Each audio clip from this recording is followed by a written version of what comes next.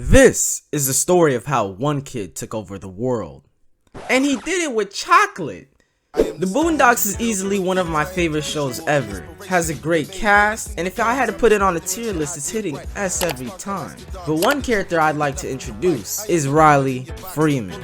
This man is the embodiment of act first, think later. Riley is brutally honest. If Riley tells you you're fat, hit the gym. If Riley tells you your food tastes bad, throw it away. I've literally seen this man Riley violate this woman's plate. You're probably wondering how Riley, out of all people, took over the world. Well, it all started with the plan. Riley's out here sitting on the couch one day and he realizes that he's broke. If you've seen triple zeros in your bank account, you know how much that hurts. You can't buy a thing. You go to the grocery store, can't buy gum. And if you can't buy gum at the grocery store, there was no point of you wasting your gas to go there in the first place. This man Riley sits here and realizes that, and while he's watching a whole bunch of game movies, first thing that comes to Riley's mind when having no money is asking for an allowance. Pretty valid option, honestly. If you don't know though, in some houses allowances do work, and in other houses they don't exist. So when Riley gets rejected about having an allowance, he sees Jasmine, his neighbor who lives across the street, but all I know is she's out here selling chocolate. And when I tell you she's making money, the cash is rolling in. Riley sees this and jumps at the opportunity. He asks how she makes the money. She says her school fundraiser. Now let me just go on this little rant. School fundraisers are trash. They are. I'm telling you now, if you checked out a school fundraiser flyer, you'll realize the only good prices on those papers require you to do child labor. Let's say you wanted a $500 PS5. They'd ask you to raise $1,000. It makes no sense. Just like me though, Riley realizes how stupid these fundraisers are. The school that Riley goes to, the fundraisers that they're doing, if you raise $500, you can win a Hannah Montana lenticular keyring. If I'm him, I'm thinking other ways to make money too. I don't blame him. The way Riley gets his money, this man thinks of the most legally illegal thing to do. And that is to make his own fundraiser and lie about it. That's really it. All he's doing is lying to the people. Riley tells people he's doing a fundraiser for a good cause.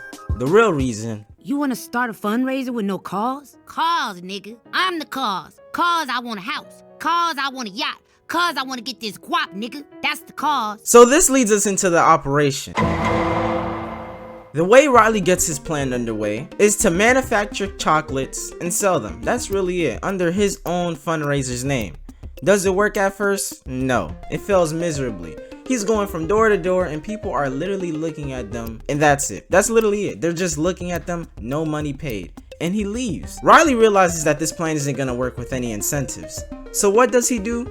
Put the word out. You sell for us, we'll pay you. Cash. Now if I'm any other kid in the school, I'm realizing that's better than any keychain, any silly band, anything they can have on that fundraiser flyer. And the kids did realize that. You got kids sneaking around the corner, going outside of class, corner of bathrooms, just to ask this man Riley to join his fundraiser. They were talking like they were doing something super wrong. I mean, they were, but it's to the point where Riley starts competing with the school's fundraiser and his principal calls him in. You might have guessed what the principal has done. Riley pays him to shut up. Money talks, and this man doesn't say a word. And the way people were treating this chocolate game around the streets was crazy. They were treating it like they were really selling bricks. You got girls on each corner getting mad if you're selling on their corner. You got a girl getting beat up because she decided to make the wrong move. It was serious out there. But once Riley got his people, whether lying to them or not, he gets his money. The money starts rolling. He's buying chains. He's getting iced out, looking good, just like that. He even gets to the point where his own grandpa gets suspicious of him. And Riley buys him a whole car. A brand new one. This man's looking like James Bond. But if this plan went that smooth, the show would have already ended. Riley would have been a millionaire. But of course, that's where the unexpected part 3 comes in. The fall off.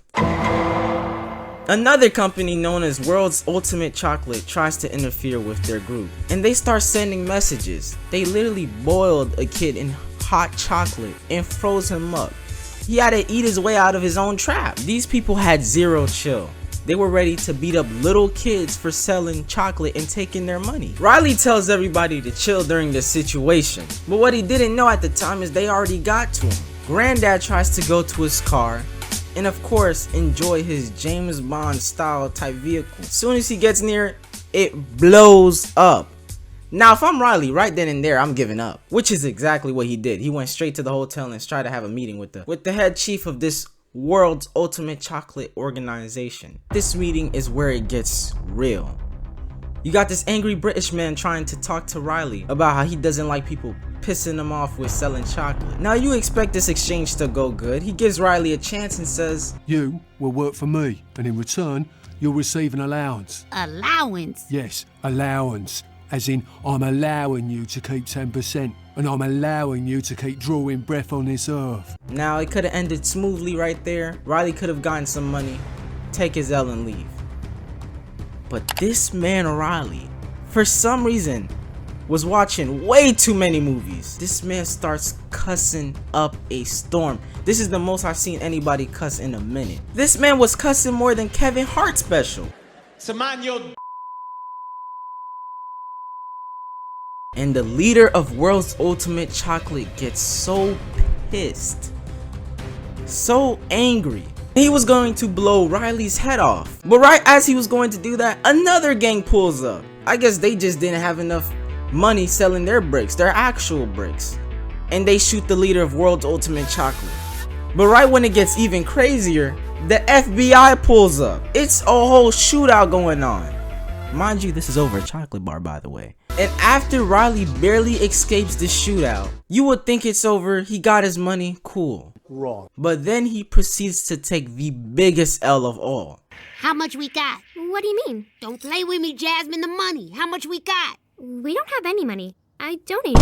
You what? What? I thought that's what I was supposed to do. You gave away the money? Who told you to give away the money? I thought that was the point of the fundraiser. Oh, why you do that? You said it was for charity. You never get the money away. Oh, God. So Riley obviously took the biggest L of this episode and had the world in the palm of his hands and dropped. He fumbled the ball. And the craziest thing about this, he thinks about doing it again. Lesson of the story today is, I've been trying to catch you boys all day. Now that I've got you right where I want you, I'd like to buy all your chocolate.